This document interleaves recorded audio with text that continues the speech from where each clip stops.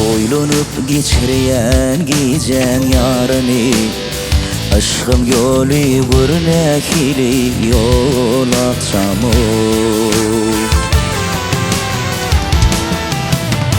Dime söyledim başka birini Ey dime söyledim başka birini Özgü kıyılar senin yani del akşamı Dime söyledim başka birini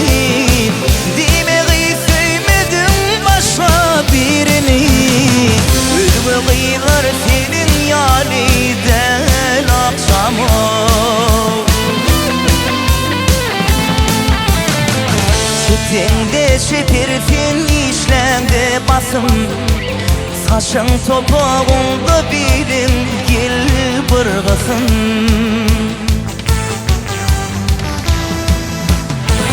Senin vasfın süne başıyor sesim Senin vasfın süne başıyor sesim Söylemeden borsun dilim lan akşamı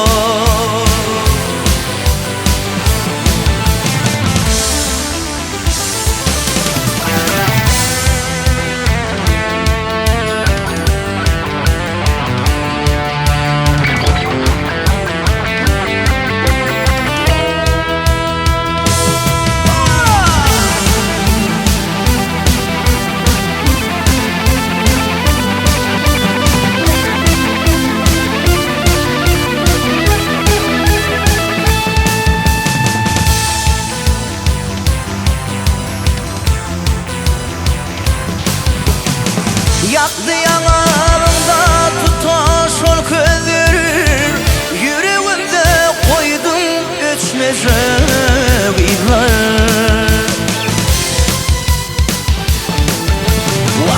Yeni bir şey beni değil ya kıyılar Yeni bir şey beni değil ya kıyılar Dengeçlersin sen yanında hiç akşamı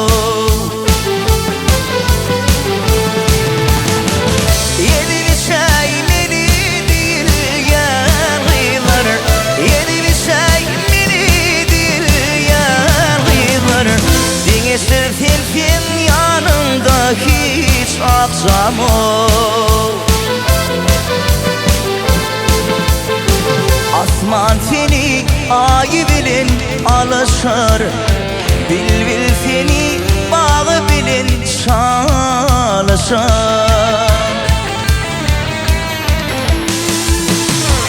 Senem gelsin yar kucuna gelişir